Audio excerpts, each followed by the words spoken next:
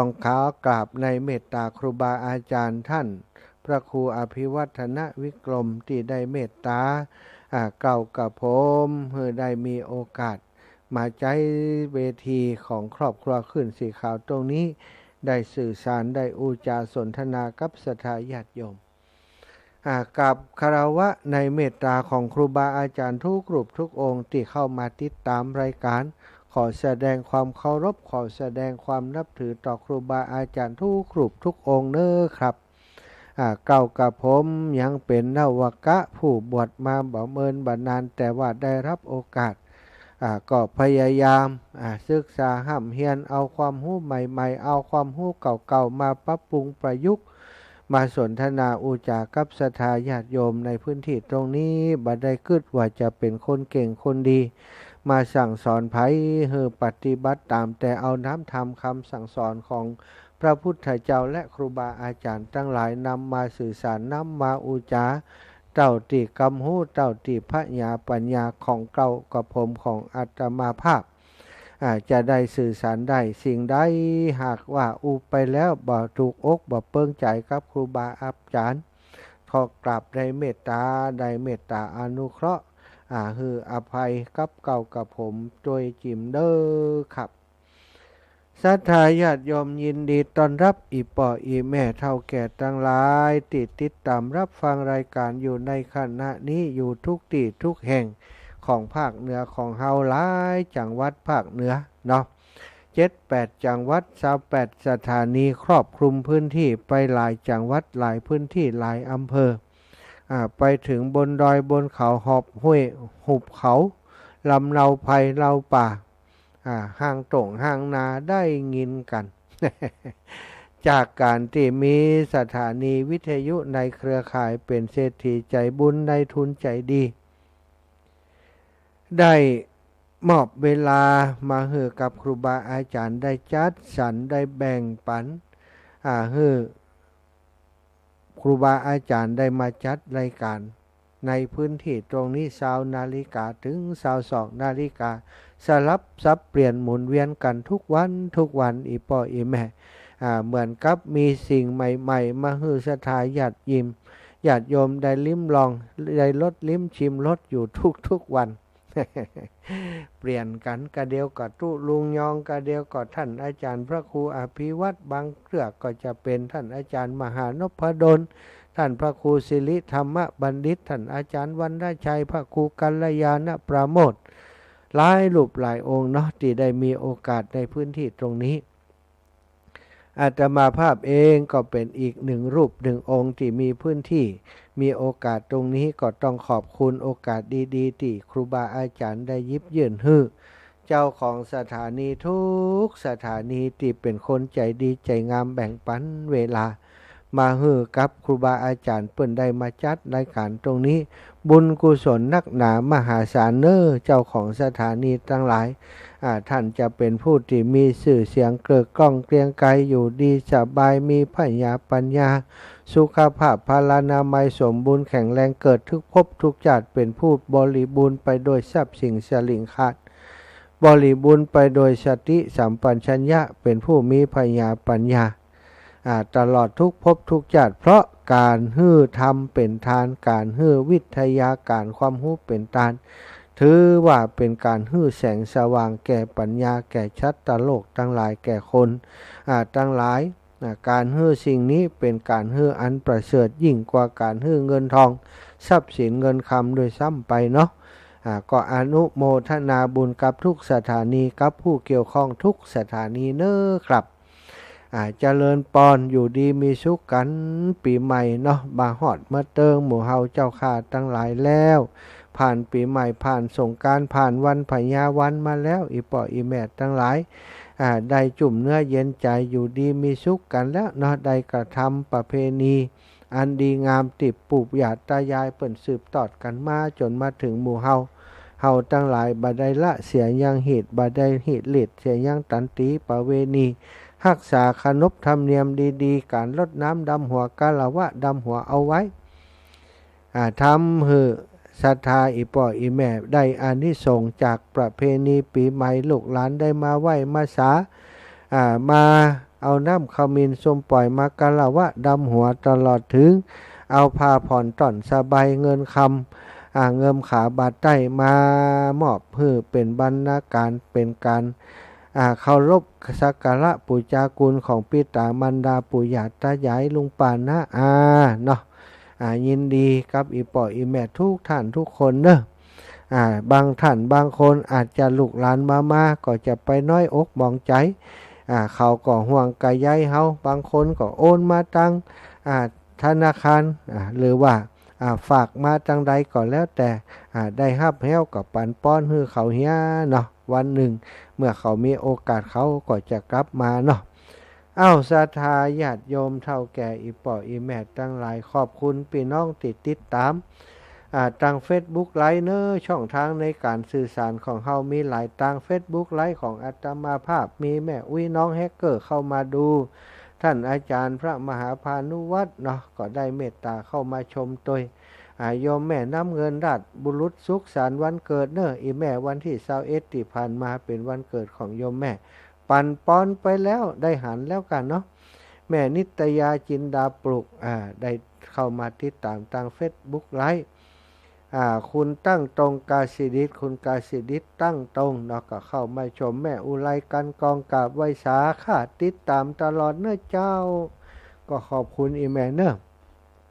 โยมแม่เพ็ญศรีเมืองสุวรรณอยู่ร่องเคาะวังเหนือแม่วิไลพันธ์พี่ชัยก็กำลังรับชมโยมน้องพรปะโยนะพรธนาปะโยอยู่แม่แจ่มเชียงใหม่ก็ติดตามไหว้สาโยมแขกจากพระบาทก็ติดตามอยู่นอกนั้นก็อย่างคุณอย่างอ่านมาออกเนอะคูรารัตน์อีกอะคูรารัตน์สิงห์มณีเนาะคูรารัตน์สิงห์มณีพระนัทการพระอาจารย์นัทการคุณเอสชมแก่นก็กำลังรับชมคุณพงอ้อยมพงอ้อบุญราศีแม่สุมาลีอีแม่ดีขึ้นแล้วยังอีแม่ไปโรงพยาบาลนะแม่สุมาลีศรีชัยตันดีใจละอีแม่ได้เข้ามาชมละหายละก้านี่คุณโยมโชติกานินคำนินดำก็ว่านินคำนินดำอีเนาะลูกสาวของโยมแม่สีทอนจมฟองบันป่าไผ่แม่กาบสีขันแก้วไหว้สาเจ้าฟังอยู่เจ้าสาธุนะโยมแม่บัวคลีท่าโปอันนี้ก็ติดตามมาตั้งแต่ชั่วโมงแรกแล้วเดี๋ยวอาตมาจัดติ19 ถึง 20 นาฬิกาที่ลำปางเนาะศรัทธาอีป่ออีแม่ตั้งหลายก่อนที่จะได้อู้จ้ากับข่าวสารงานบุญต่างๆของครอบครัวขึ้นสีขาวของครูบาอาจารย์ขึ้นสีขาววันนี้ก็จะได้อู้ตะกี้ชั่วโมงแรกเนาะได้อู้จะไปถึงเรื่องความเชื่อความศรัทธาของชาวพุทธทั้งหลายในปัจจุบันนี้เป็นความเชื่อความศรัทธาติก่อนแก่นค่อนแคนบอกข่อยมั่นคงมีอายังติเป็นเรื่องที่มันแปลกๆเนาะพิษแผกออกไปบางทีบัดใจคำสอนในพระพุทธศาสนาของเฮาซากหน่อยเฮาก็ไปหลงเชื่อโดยเปิ่นไปติดตามเปิ่นไปบางคนบางทีเนี่ยติดตามเปิ่นไปเสียเงินเสียทรัพย์สินเงินคำไปโดนเปิ่นจุเปิ่นหลอกมาแล้วก็มาโทษว่าเนี่ยเป็นคำสอนของพระพุทธศาสนาเชื่อแล้วทำให้ตัวเก่าลำบากอันนี้บ่ใจเน้อชะตากรรมของพระพุทธเจ้าสอนให้เฮามีปัญญาสอนให้เฮาปฏิบัติถูกต้องตามน้ำธรรมคำสอนเนี่ยถูกต้องตามคดีโลกตามคดีธรรมก็คือตามกฎการตามระเบียบของสังคมพระพุทธเจ้าสอนว่าทำดีได้ดีทำชั่วทำชั่วได้ชั่วทำให้เปิ่นสอนให้ลดกรรมที่บดีให้มีสติกับการกระทำบ่ให้ล่วงเกินในการทำบาปในการฆาตกรรมทำผิดศีลผิดธรรมพระพุทธองค์ทรงสอนแบบนี้สอนให้ใจปัญญาพิจารณา บ่ใจถอนฮื้อเจือโดยที่เป็นศรัทธาที่บ่ต้องฟังหยังเพียงแต่ว่าคนนี้เป็นคนน่าเชื่อถือก็เชื่อเปิ้นอย่างอีนี้พระพุทธองค์บ่ทรงหันโดยกับเรื่องนี้พระองค์บอกว่าถ้าจะเชื่อภัยสักคนต้องเชื่อด้วยปัญญาพิจารณาถึงคำที่เขาบอกคำที่เขาสอนว่าเป็นที่สิ่งที่ถูกต้องก็ถ้าเป็นคำสอนฮื้อมากฮื้อเอาเปรียบสังคมฮื้อรังแกคนอื่นอันนี้บ่ใจคำสอนของพุทธศาสนาถ้าสอนฮื้อคนงมงายบ่เชื่อกฎแห่งกรรมสามารถแก้กรรมได้อย่างอันอย่างอี้ถ้าไปหลงเชื่ออันนี้บ่ใจคำสอนของศาสนากรรมนั้นบ่มีไผจะแก้ได้ซะทาเฮาทำสิ่งใดไว้กรรมที่เฮาทำไว้ก็ติดตามตัวเฮาไปที่ได้อู้ถึงเรื่องนี้เพราะว่าที่ผ่านมาพุทธศาสนิกชนภิกษุภิกษุณีอุบาสกอุบาสิกาภิกษุก็รวมไปถึงสามเณรเจ้าตัวภิกษุณีก็หมายถึงตอนนี้มีสถาบันที่เป็นลักษณะของภิกษุณีก็ยังมีอยู่ในต่างประเทศไทยถึงบ่ยอมรับแต่ก็ยังมีภิกษุณีเพิ่นก็บวชมารักษาศีลเหมือนกันภิกษุณีแม่ชีแล้วก็อุบาสกอุบาสิกาทั้งหลายทุกเหล่านี้เรียกว่าพุทธบริษัทเป็นผู้ที่เคลื่อนกงจักรธรรมจักรของพระพุทธเจ้าให้เดินไปแต่ว่าพุทธศาสนิกชนพุทธบริษัทของเฮาปัจจุบันนี้บ่ได้มีศรัทธาติดตั้งมั่นในคำสอนของพระพุทธเจ้าพร้อมที่จะเอ็นเอียงอ่อนโอนไปตามกระแสโลกที่เป็นทุนนิยมไปเอาคำสอนของพระพุทธเจ้าไปย่ำยีเหี่ยก่อนนักก่อนหลายเอาธรรมวินัยของพระพุทธเจ้าอันเป็นอริยวินัยทำให้ตกต่ำไปก่อนนักก่อนหลายบางเตื่อบางทีอย่างที่ไปตะกี้เป็นพระสงฆ์องค์สังฆเจ้าไปก้มกราบเด็กน้อยกะงอบบางคนก็ไปกราบแผ่ผู้หญิงที่อ้างตัวว่าเป็นลัทธิเป็นเจ้าศาสดาเป็นศาสดาก็มีไปสะปะสะเปดศรัทธาอีปล่อยอีแม่ทั้งหลายแสดงว่าศรัทธาของชาวพุทธของเฮาปัจจุบันนี้บ่มั่นคงงอนแง่นคอนแคนตะกี้ก็ได้ไปพอดีว่าก็มีแหมเรื่องหนึ่งที่น่าสนใจศรัทธาคนบางคนนี่เป็นคนเก่งเป็นคนฉลาดเป็นคนที่เฮียนเก่งแต่ว่าบ่เจียได้ความเก่งของเขาทำให้เขาถึงขนาดที่กึดไปว่าพระพุทธเจ้านี้บัดน่าจะมีจริงน่าจะเป็นไผสักคนใดคนหนึ่งที่ต้องการมาจัดระเบียบโลกนี้เพื่อให้เกิดความสงบสุขน่าจะแต่งน่าจะเขียนขึ้นมาว่ามีคนนี้เกิดขึ้นสร้างอภินิหารให้เกิดขึ้นเขาบ่เคยเชื่อเขาบอกว่าเขาบ่เชื่อ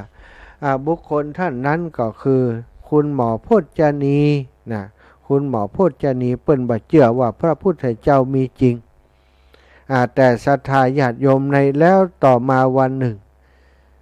สิ่งเหล่านี้ก็เกิดขึ้นกับเปิ้นอาตมาจะเอาข้อความที่คุณหมอแพทย์หญิงพจนีพงษ์ประภาพันธ์เปิ้นได้มาอู้จาไว้ในการบรรยายของเปิ้นในครั้งหนึ่งแพทย์หญิงพจนีพงษ์ประภาพันธ์นี้เปิ้นเรียนจบโรงเรียนมัธยมปลายที่โรงเรียนเตรียมอุดมซึ่งว่าเป็นโรงเรียนที่ลูกคนมีตังคนเก่งๆเท่านั้นถึงจะเรียนที่นี่ได้สถาจบแพทย์ที่มหาวิทยาลัยสงขลานครินทร์คนเก่งนี่แล้วก็มาต่อแพทย์เฉพาะทางด้านสูตินารีเวชและอยู่กับครอบครัวที่อบอุ่นคุณหมอพจนีนี่เป็นคนที่มีนิสัยล่าเริงสนุกสนาน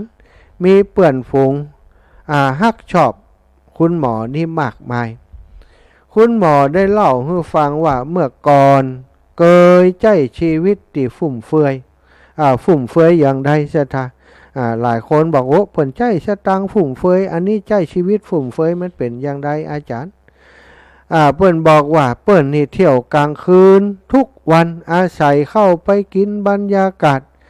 ไปดื่มพอมึนๆอยู่ในร้านอาหารในครับในบาร์ต่างๆฟังเปื่อนที่กินเหล้าอู้กันมันรู้สึกสนุกสนานบ้าบอตามประสาสะใจหัวเราะกันได้ทั้งคืนบ่อยครั้งที่ดื่มจนถึงเจ้าแล้วก็แยกทางกันกลับบ้านอันนี้คือการใช้ชีวิตที่ฟุ่มเฟือยของคุณหมอในสมัยเมื่อเปิ้นยังหนุ่มอยู่เปิ้นบอกว่ามันก็แปลกเหมือนกันที่คุณหมอเองเป็นผู้หญิงคนเดียวที่อยู่ในกลุ่มเปื่อนที่เป็นประจายเสียส่วนใหญ่แต่ก็บ่ได้รู้สึกกว่าไอ้ยังวะกับรู้สึกว่าทำแบบนี้มันเก๋มากภูมิใจมันเก๋มันเท่ภูมิใจในตัวเก่าเป็นการเข้าสังคมกับกลุ่มพี่น้องที่เป็นหมอด้วยกันก่อนหน้านั้นหมอเป็นคนที่ห่างไกลศาสนามองบ่หันความจำเป็นว่าศาสนาจะเข้ามาช่วยชีวิตให้สมบูรณ์ได้จะได้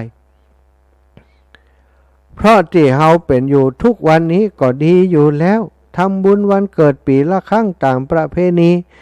ก่อนหน้าจะพอแล้วสำหรับการนับถือศาสนายิ่งพอคุณหมอมาเรียนจบหมอก็ยิ่งมีความเชื่อมั่นในความหันของตนยิ่งขึ้นไปแหมคือบ่เชื่อว่าพระพุทธเจ้ามีจริงศรัทธาคุณหมอท่านนี้บ่เชื่อว่าพระพุทธเจ้ามีจริงยิ่งคุณหมอเรียน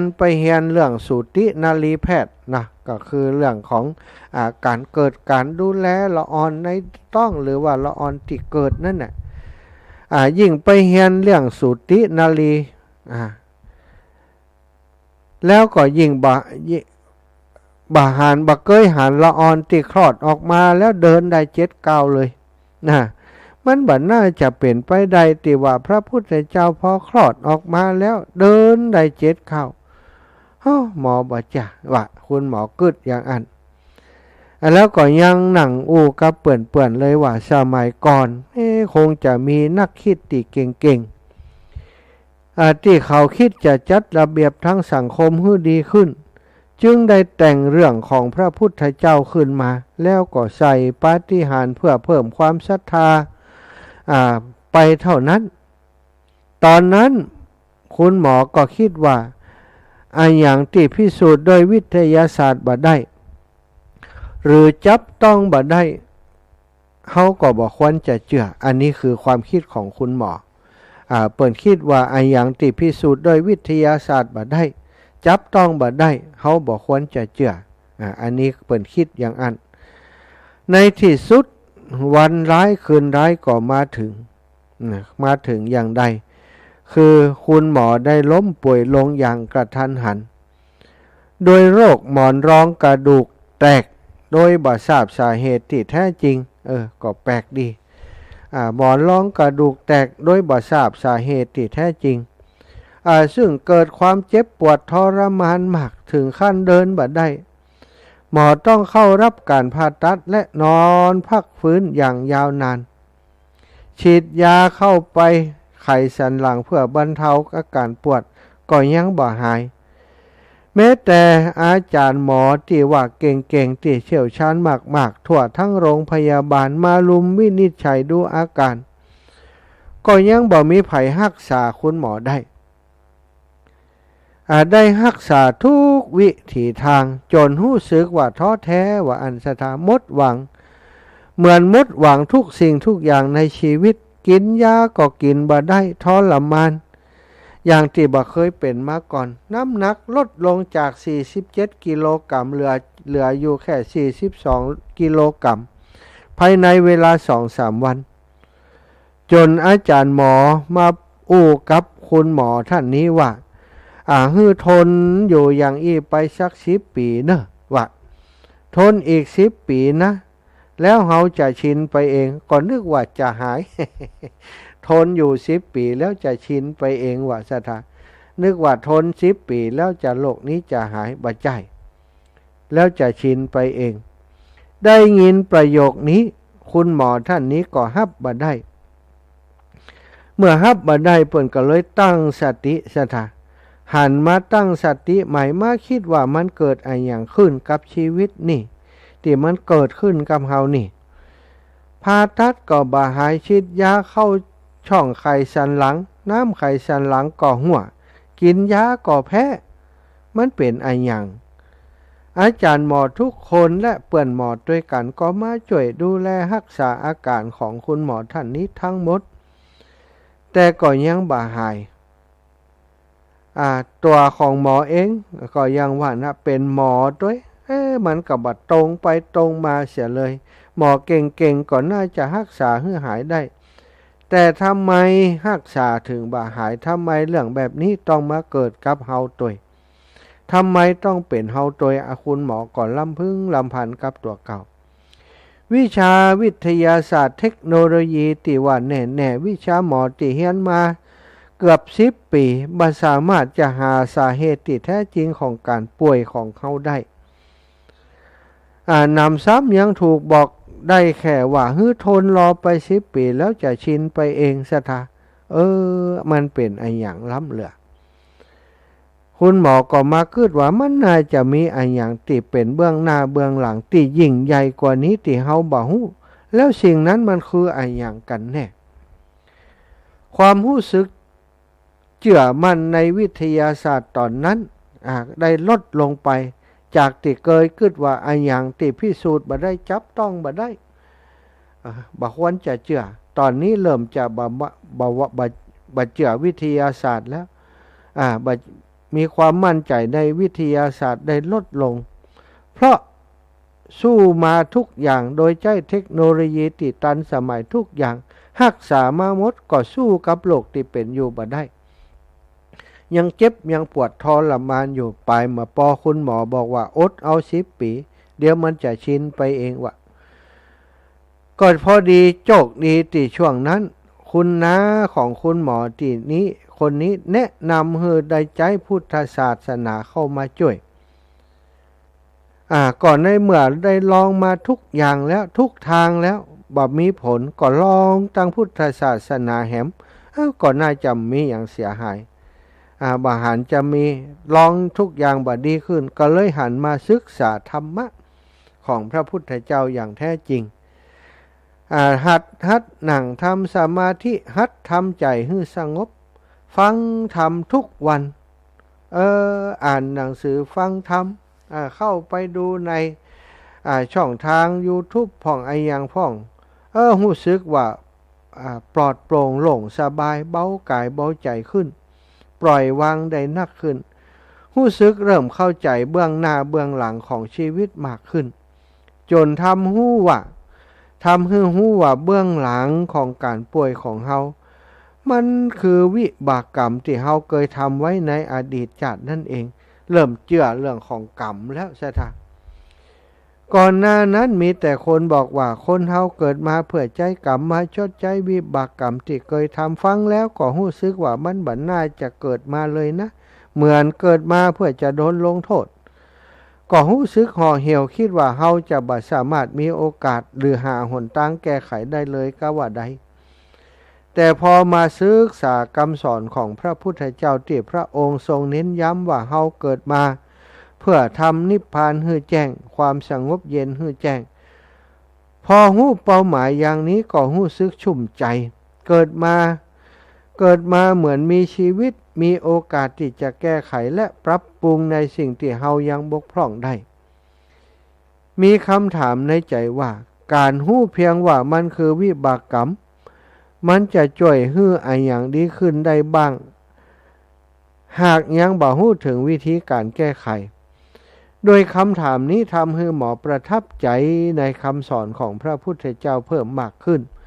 เพราะว่าพระพุทธเจ้าทรงสอนให้ฮู้ถึงวิธีแก้ไขวิบากกรรมจากนักให้เป็นเบาจากเบาก็ขอให้สามารถให้มันหายไปถ้าจะตายก็จะไปดีโดยการบำเพ็ญบุญกุศลให้ถึงพร้อมเปิ้นบอกว่าหมอขอยืนยันเลยว่าวิทยาศาสตร์และวิชาหมอบ่ได้สอนไว้เลย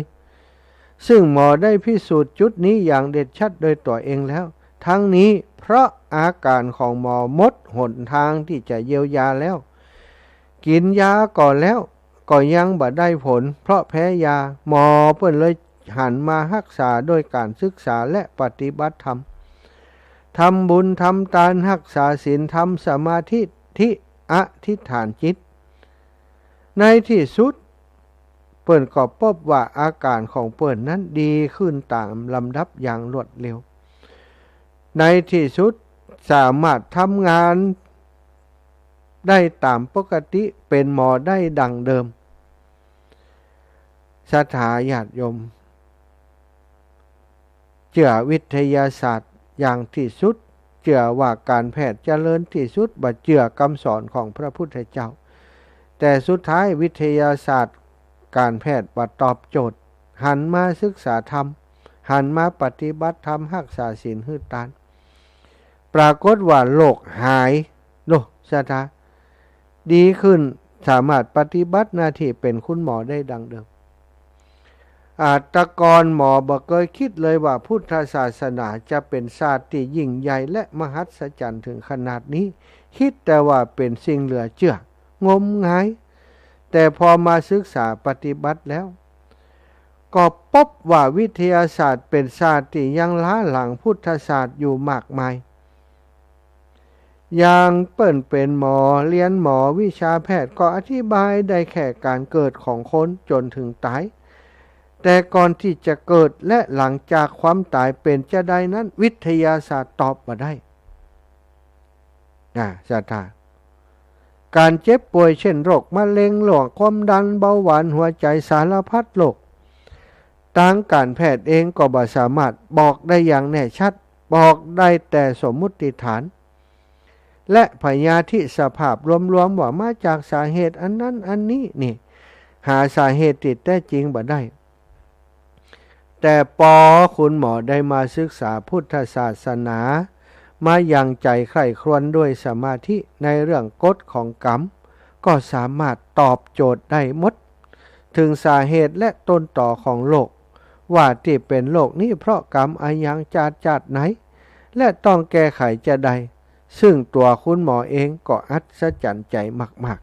ๆทุกวันนี้คุณหมอท่านนี้เชื่อมั่นถึงการมีจริงของพระพุทธเจ้าโดยบัดสงสัยอย่างแหมละ ก่อนนี้บัดเจือเขาจุกะเขาเขียนเอาเองกะศรัทธาบัดเดียวนี้พอมาศึกษาอย่างอีกก็เข้าใจแล้วนะเข้าใจแล้วว่าพระพุทธเจ้านี่มีจริงแล้วนี่มีจริงได้อย่างไรก็เพราะศึกษาแล้วปฏิบัติได้จริงปฏิบัติได้แต่ปฏิบัติได้แต่เจ็บป่วยก็หายได้เจ็บป่วยต่างๆของตัวท่านเองก็หายได้เชื่อว่าพระพุทธเจ้ามีจริงเชื่อว่าพระพุทธเจ้าประสูติแล้วสามารถเดินได้7 ก้าวจริงๆปาฏิหาริย์อย่างมีจริงเชื่อเรื่องบุญเรื่องบาปเรื่องการบำเพ็ญบารมีนี่ศรัทธาญาติโยมเป็นศรัทธาที่ว่าบ่ได้เกิดขึ้นลอยๆนะเกิดขึ้นจากการศึกษาจากการปฏิบัติแล้วหันจริงเกิดกับตัวเปิ้นพอมาถึงทุกวันนี้เมื่อหมอย้อนไปในอดีตก็อดนึกขำตัวเองบ่หายว่าทำไมเฮาถึงหลงคิดผิดโดยมานะพิธิอยู่ได้ตั้งนานบ่ยอมเปิดโอกาสให้กับตัวเองได้ลองศึกษาก่อนจนเกือบจะสายเกินไปหรือหมดโอกาสไปเสียเลยแต่พอมาศึกษาเข้าจริงๆจังๆจึงได้เข้าใจละหันพระคุณของพุทธศาสนาอย่างลึกซึ้ง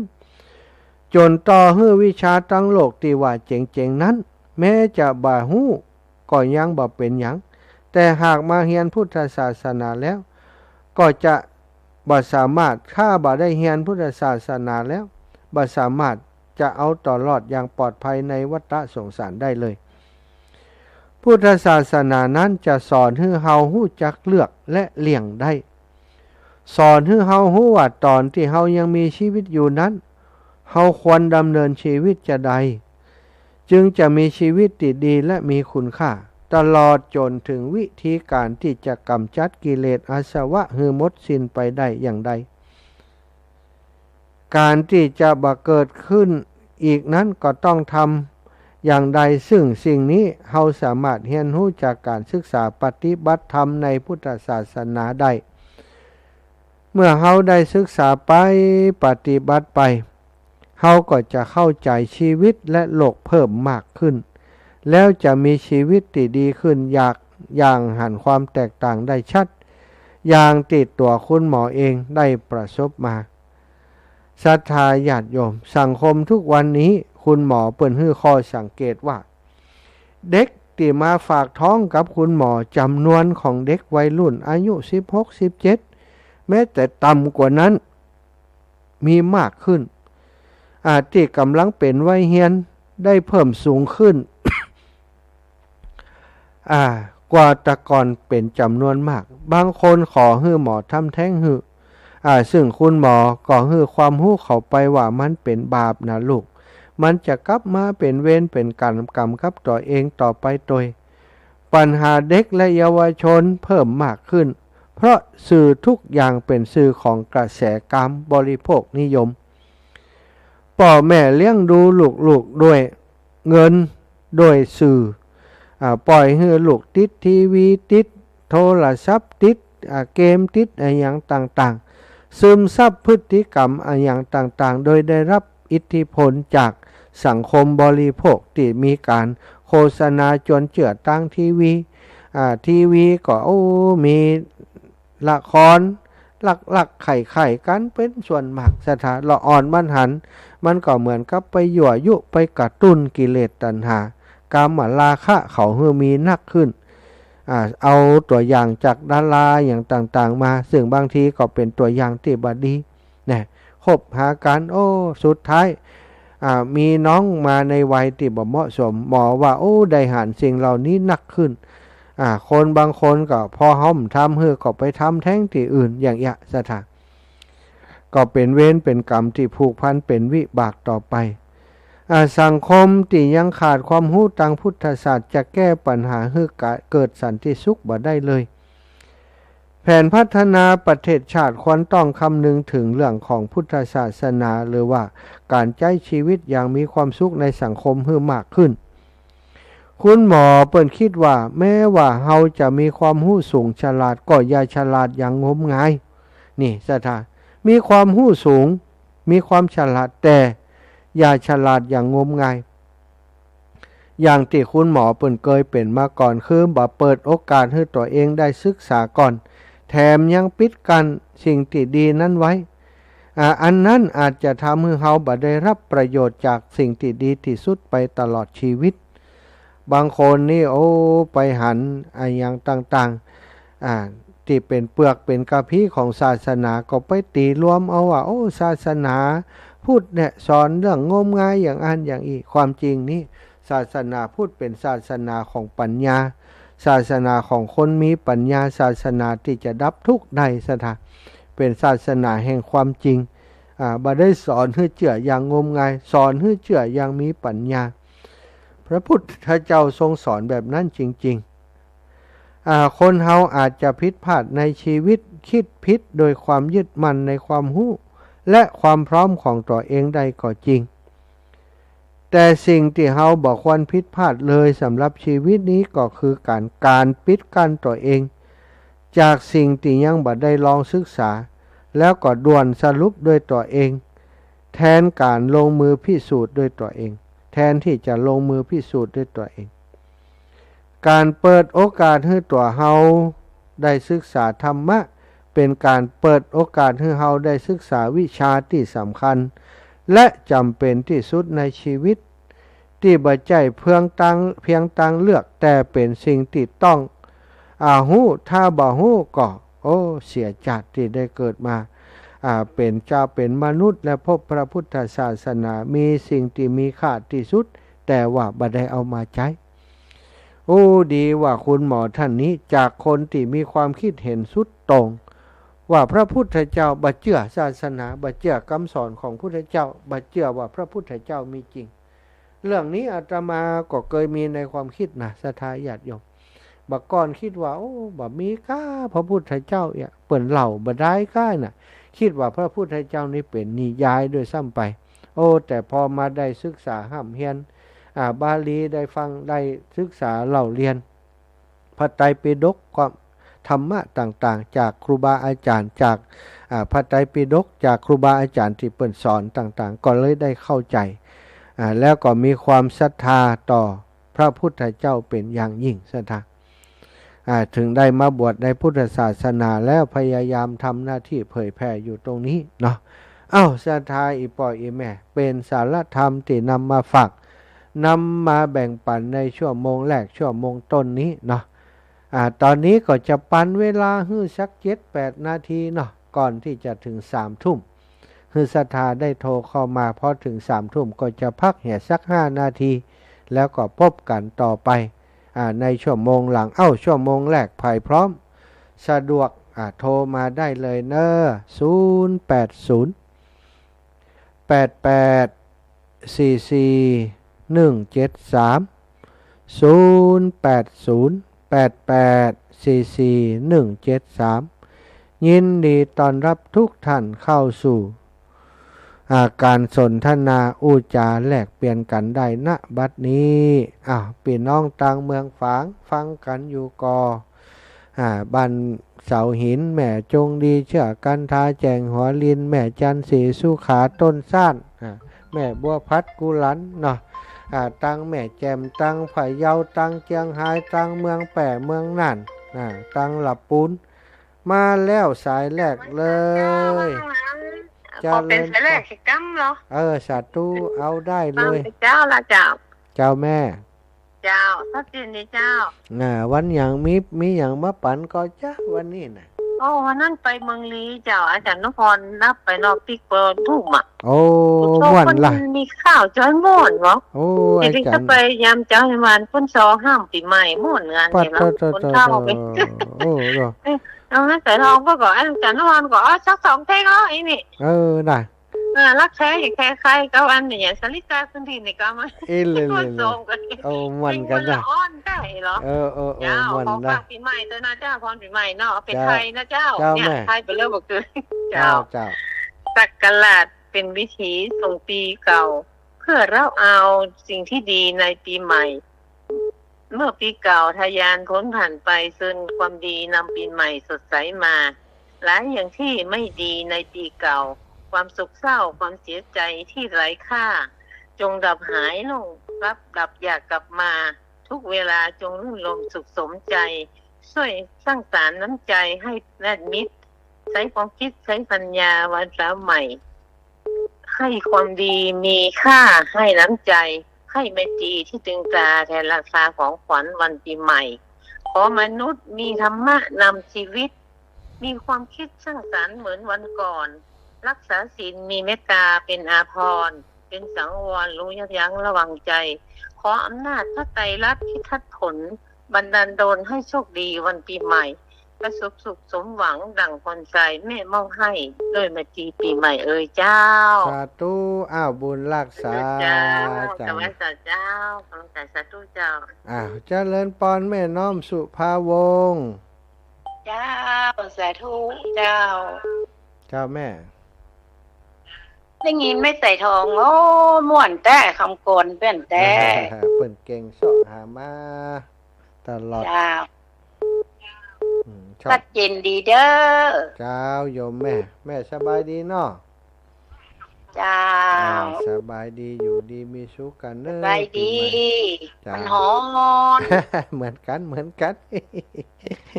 วันนั้นเพิ่นปล่อยหลวงวัดไฟหินกะใช่แล้วแม่ปล่อยหลวงไฟหินฟังม่วนแต่ม่วนว่าเจ้า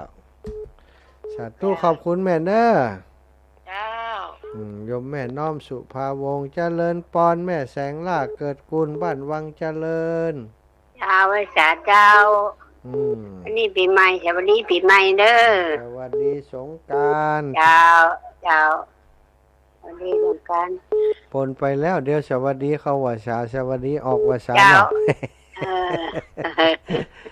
จะไปเริ่มนะเดี๋ยวชั่วโมงหลังจะอู้เรื่องร้อยนะแก้วไม่แก้ววันจำวันมันรอดมาถึงอยู่ดีมีชุกอายุมันนี่หนาวเด้อสาธุบุญฮักษาแม่แสงล่าเกิดกุลแม่อุ้ยสาวไว้สาเจ้าแม่อุ้ยยังสาวขึ้นสาวลงสาวขึ้นสาวลงสาว แล้วนี่สาวตากแดดกับไม่เยอะนะ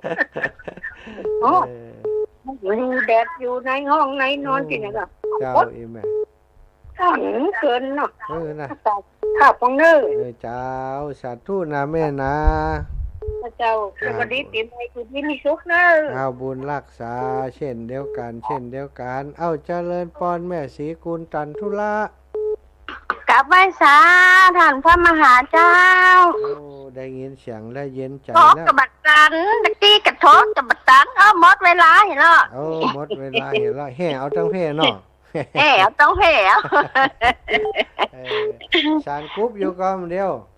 สารกะเจ้าสารกะเป็นนี่ทุกเจ้าวันวัดสีจุ้งกำแล้วกำเดียวนี่ไปไงโอ้ล่ะสาธุเจ้าจะไปแอวหากองงอมอีแม่เฮยทำใจมาได้กึดหาแม่ท้องสีแม่ท้องสีนะไปหันใจงอมหาเพื่อนนะงอมแต่แม่อยู่นี่ก็งอมดูบ้านตะวันคนเดียวอยู่นี่งอมไม่ใช่โยนะกะเปลี่ยนนะสาธุเน้อแม่เน้อเรากำลังใจเน้อสาธุขอบคุณโยมแม่ศรีกุลตันทุระนะเป็นแฟนรายการตั้งแต่ดึกดำบรรมาแล้วแม่อุ้ยอินแม่สาบเสมอว่าไปเลยอ่ะได้ยินได้ใจว่านะจริงเข้าไปบอลมอก่อนเนี่ยเจ้าหาปิดเจ้าเองอ่ะอย่าว่าใจดำฮะมันได้อย่าว่าใจดำแต่ว่าแล้วกะมันได้แต่ว่าอยู่ในนั่นกะอยู่ในพิธีนั่นกะก็ปิดกะ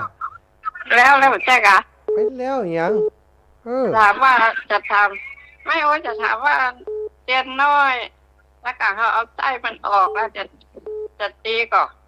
เนี่ยมันได้เอาไส้มันออกนี่อย่างก็จะเอาไปหล่อเจนเข้าสามใช่กะเจ๊มันดีว่าไม่มีปัญหาว่ะฮะไม่มีปัญหาว่าเอาออกก็มันปีแล้วใช่ว่าเดี๋ยวไส้มันใส่ตัวอย่างเปิดเดี๋ยวไส้มันใส่ตัวมันอย่างนั้นมันดีกว่ามันดีเลยกันมันรอมันเป็นเนื้อเดียวกันนะเอาไปรอทำไมใช่กะแต่ประเดี๋ยวนี้ได้มาจะนานแค่ไหนดีแล้วมีอยู่กับปีนี้เราเตรียมเข้าภาษามีกะเดี๋ยวผลถึงประกาศแล้วกันแล้วงานดีๆจะเริ่มต้นประกาศเจ้าปันกันคนน้อยนะจะไปอันจอมต้องกันเจ้าอุ้ยเจริญปอนเต้ากึดเติงหาจะโทรไปก่อนลืมไปเหี่ยวันนั้นน่ะแม่ดวงดีนาลัดเตะนาลัดตะนี่อย่างใดนี่ดับปิงเย็นวอยทางมาเจ้ามาค่อยสบายซะนะแน่ก็ว่าแบบผิดปกติมันร่างเป็นอย่างนักจ้าดับปิงโทรมากำแล้วมาต้าในห้องนี่ละกันดูวัดกู้ไฟมาเอาขำในห้องโอ้ยเนี่ยเขาถึงว่ามีสักอย่างละเป็นอ่อนแหละท่านมาอยู่ที่ไหนอยู่วัดบรรพตเนี่ยแม่ถ้ามีโอกาสไปปุ่นจะไปหาเนอะเจ้ามาหาแม่เด้อบอกละออนเขาเจ็บเป็นเย็นอุ่นก็โทรมาหาพ่อเฮ้อขอโทรก็ได้กะเจ้าสัตว์ตู้นะแม่นะเจ้าบุญรักษาตุเจ้าแม่จันฟองจันฟองรับเป้าไปก่อนน่ะถูกต้องไปจะได้ลูกสาวไปแต่แม่กับไปบ้านไม่ได้เนี่ยแต่ว่าโอนไปเถอะหนึ่งเจ้าเป็นวันโทรมาว่าพามหากับมากอ่ะลูกสาวไปกับปันกันไปลูกได้กับไปตีกล่องก็พอหายังได้กับหมาเหมือนที่ห้องขาดละหอแล้วเห็นมันห้อนฮะก็ห้อนที่ห้อนว่ะอันไม่ตากับพอเด็ดดีไปมันไกลกันเลยมั้งเจ้าผักซ้องไปหูตุกนะเจ้าสาธุบุญก็อีแม่เด้อบุญรักษาเจ้าสวัสดีปีใหม่นะเจ้าสาธุขอสายนี้เป็นสายสุดท้ายแม่สุกันทาบ้านบวกลี่ละปูนเมืองลี่เปิ่นม่วนกันขนาดกะจ้าไหว้สาเด็บดาวตุลูกคือเติงหาปะโตนี่ก่อนจะไปเดินทุดงว่าจะแวะไปหาจังได้หมอนะ คือใส่อยู่เนอเจ้าปีนี้จะเดินธุดงค์จากปุ้นเนอทางอีสานพุ่นน่ะจะผ่านมาทางลี่แหมะมัดตึกหันน่ะเจ้ามัดตึกหันก็จะขึ้นรถไปคำยงคำยางไปพ่อเดินแล้วสายเลี่ย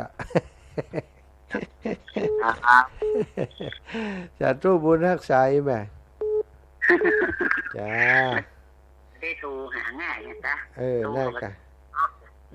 เดี๋ยวฟังต่อไปอยู่ชั่วโมงหลังเจอกันอยู่เจริญปอนแม่มะลิวันพิเคราะห์งานเจ้าไวตาเจ้าอีแม่เป็นได้เจ้าแม่เขาไปพระธาตุบ้านใครในเนี่ยที่อันตุลูกโลนไปป้นที่เข้าไปจังศรีเวียงชัยน่ะที่วัดหน้าเนี่ยแม่เขาอยู่ระหว่างเนี่ยโรงเรียนกับวัดเนี่ยโอ้เหรอดีกันอากาศร้อนผมพระธาตุอย่างเสร็จแล้วเราก็มาอากาศร้อนก็บุญปดร้อนขนาดขนาดฝนตกเย็นมันยังร้อนขนาดอยู่กะน่ากะจ้าสาธุขอบคุณอีแม่เนอะโทรมาเป็นกำลังใจตัวบุญฮักษาเจ้าสบายเนอะเจ้าโยมแม่ศรัทธาญาติโยมท่านเจ้าตั้งหลายก็ขอนำรายการโอ้อีปออีปออู้เหียก่อนครับผมจ้าสาธุปอปอบตอนนี้ปีใหม่ครับผมปั่นป้อนปีใหม่ใช่กรรมล่ะปีน้องเมืองนั่นนะขอการเข้ามาหาอยู่ดีมีสุขอายุมันยืนยาวตลอดปี6768สาธุปีน้องเมืองนั่นทุกคนเนอะคือเติงหากันนะขอบคุณอีปอเป็นตัวแทนเดี๋ยวชั่วโมงต่อไปเจอกันอยู่อีปอชั่วโมงนี้ขอพักสักกรรมนะก็เดี๋ยวมาพบปะกันชั่วโมงต่อไป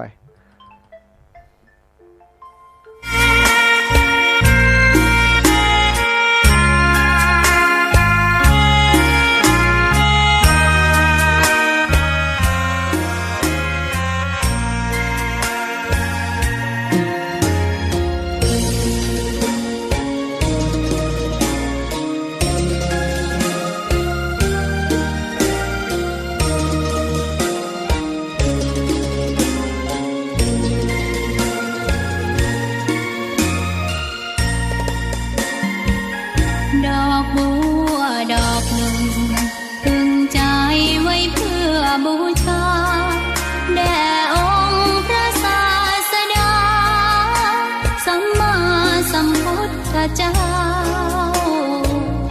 มีความงามเงียบไม่เปรียบเทียบเขาเทียบเราใครมองไม่งามช่างเขาแต่เจ้าก็คือดอกบัวด้วยความสัตย์ซื่อยึดถือความดี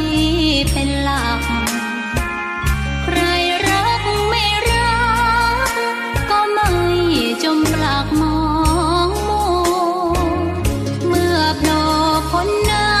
ำก็เห็นความงามในตัวไม่ยึดติดในต้มชั่วขอเป็นดอกบัวดอกดีใครไม่มองว่าบัวงามเด่นแต่บัวก็เป็นดอกบัวทุกวันอย่างนี้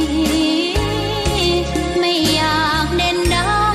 แต่มุ่งหวังในทางเด่นดีเกิดมาเพื่อสร้างบารมีถวายชีพนี้บูชาดอกบัวดอกน้อยเฝ้าคอยคนที่ใจบุญมาโอบเอื้อเกื้อกูลรู้ค่าของบุญเก็บบัวขึ้นมาเพื่อสร้างความดีและเสริมบารมีดังว่าใช้ดอกบัวนี้บูชาพระสัมมาสัมพุทธองค์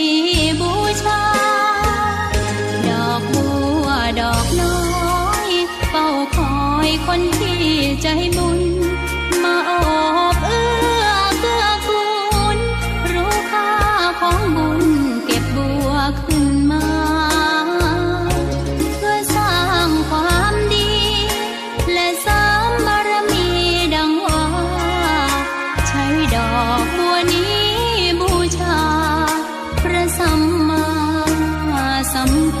ทธพระธรรมะสวัส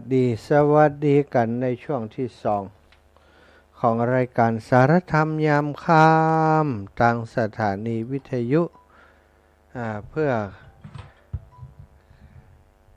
การเผยแพร่พระพุทธศาสนาในนามคลื่นสีขาวเพื่อชาวประชาเนาะซึ่งออกอากาศจากวัดปากตังเจริญอำเภอดอยหล่อจังหวัดเชียงใหม่ผ่านการเครือข่ายสายบุญหลายสถานีในช่วงเวลานี้ได้รับฟังพร้อมๆกันในหลายสถานีหลวงปู่โทรมาจะไปลืมงานดอยนางแก้วเนื้ออีลูกอีปูเสียน้อยก่อนหลวงปู่โทรมาเผื่อจะมีพิเศษหลวงปู่จะสั่งอย่างเป็นกรณีพิเศษวันที่27 26 27เนาะที่แรกว่า27 28แต่เป็น26 27เนาะปู่เนาะ26 27ตรงกับงานนะพี่โอเคปู่กำลังจะพอดีชั่วโมงที่2นี่จะอมิตรพูดละสาธุปู่ถวายความเคารพปู่หลวงปู่โทรมาเนาะศรัทธาเริ่มต้นโดยเรื่องราวของงานประเพณีซึ่งงานเป็นงานประจำปีเนาะคลื่นสีขาวเขาจะมีงานประจำปีของเขาอยู่2-3 เรื่องด้วยกัน2-3 เรื่องด้วยกันเรื่องที่1ก็คือเรื่องของงานกิจกรรมที่ทำกันเนาะส่งท้ายปีนี่ที่วัดปากตังเจริญอำเภอดอยหล่อจังหวัดเชียงใหม่วันที่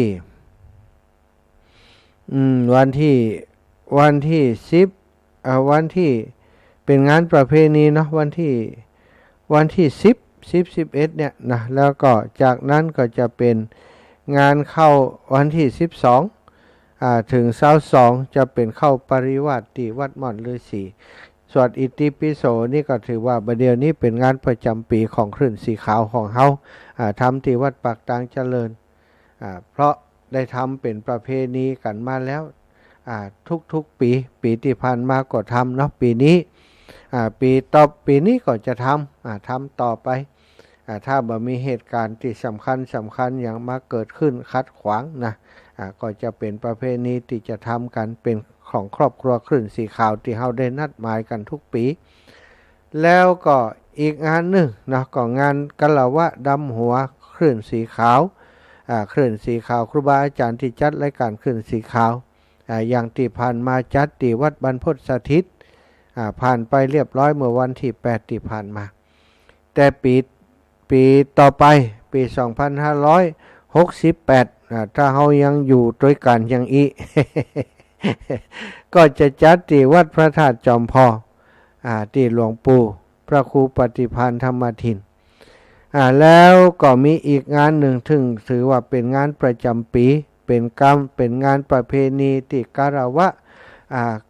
วะสะเกาดำหัวเนาะสักการะพระเรียกว่าพระเจ้าสีสองเมืองพระพุทธรูปสีสองเมืองเป็นการสืบกำกึดยึดเจตนาของพระมหาเถระหลวงพ่อท่านเจ้าคุณพระเทพวิสุทธิคุณอดีตเจ้าคณะจังหวัดเชียงใหม่และพระสุนทรปริยัติวิกรมหรือว่าท่านเจ้าคุณมหาทรัพย์อดีตเจ้าคณะอำเภอเวียงป่าเป้าได้ดำริเริ่ม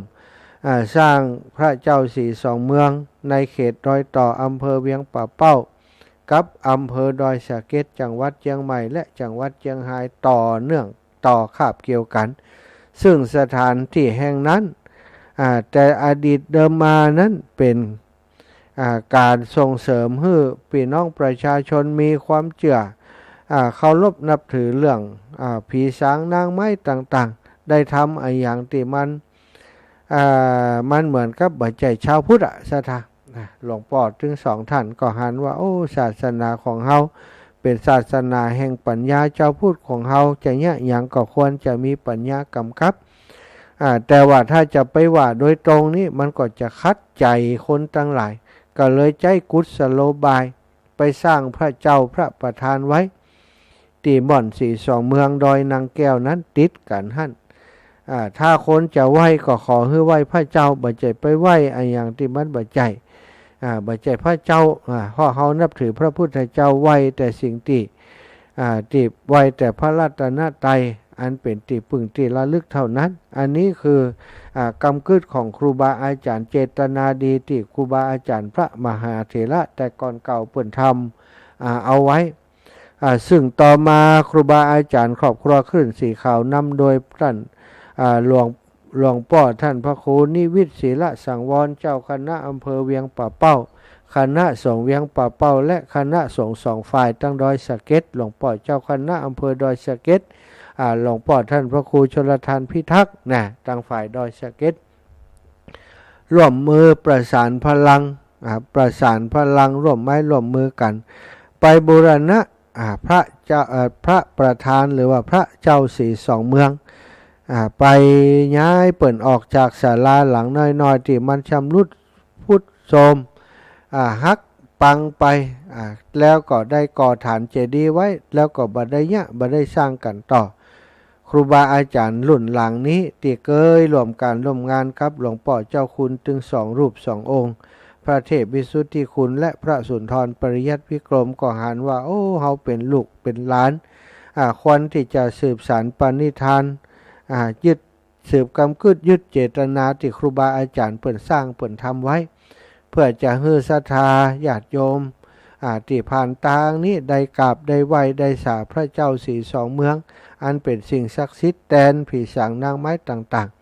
ๆก็ได้มาปากันไปพัฒนาไปปรับปรุงสถานที่แห่งนั้นในปีที่ผ่านมาปีก่อนนู้นศรัทธาญาติโยมช่วงโควิดได้ไปสร้างกัน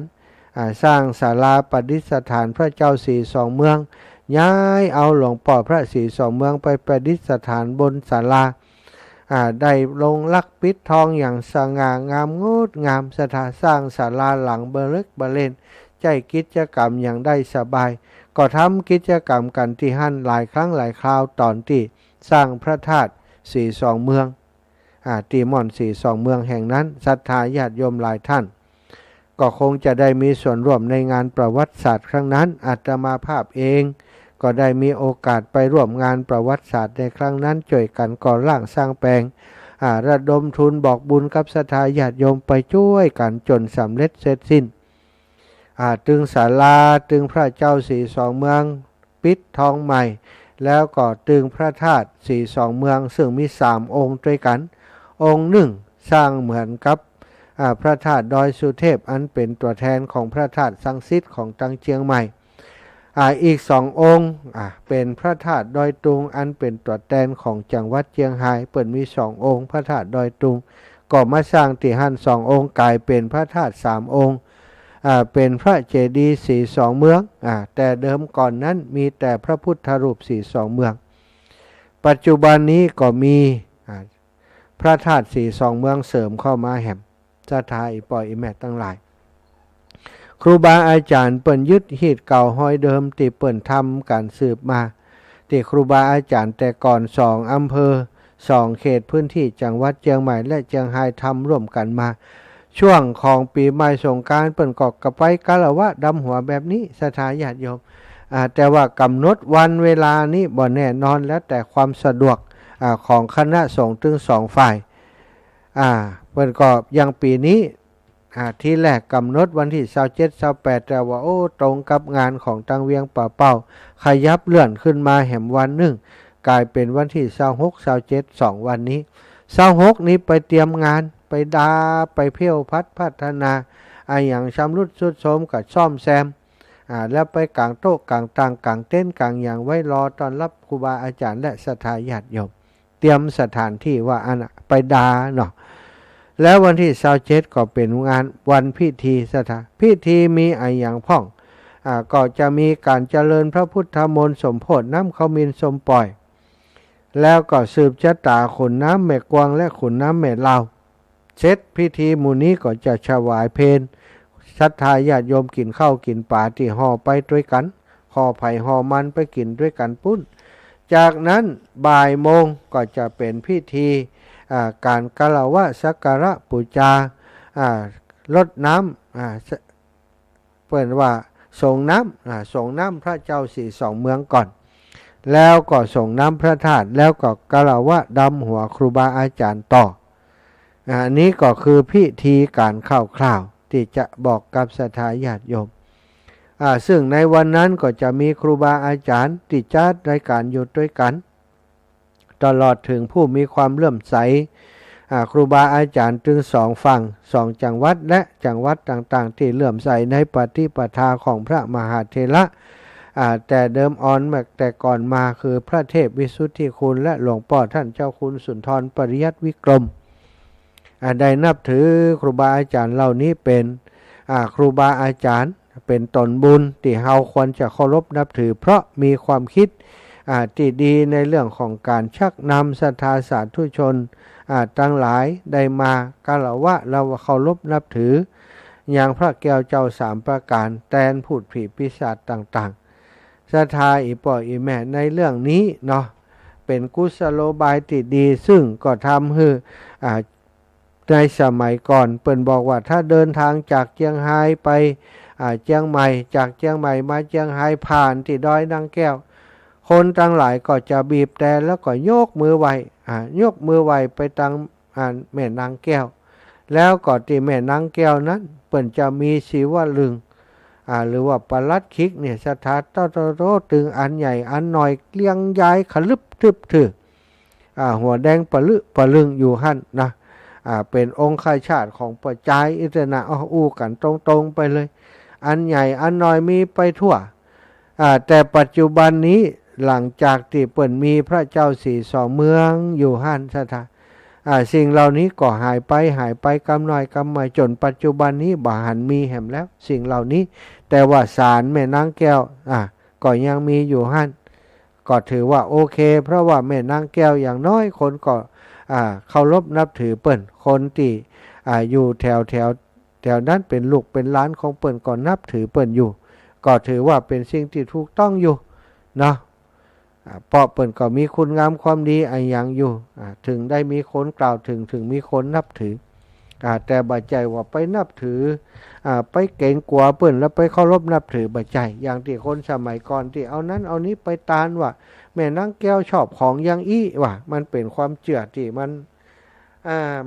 อย่างไรศรัทธามันงมงายหรือว่าบัดถูกต้องนั่นเองหลวงพ่อเจ้าคุณถึง2 รูป 2 องค์ก็บ่อยากให้ศรัทธาอันเป็นเจ้าพุทธของเฮาไปหลงงมงายไปเชื่อในสิ่งที่มันบ่มีตัวมีตนแบบนั้นเนาะแล้วไปเชื่อในไปกระทำในสิ่งที่บ่ถูกต้องหันมาทำในสิ่งที่ถูกต้องได้ไปสร้าง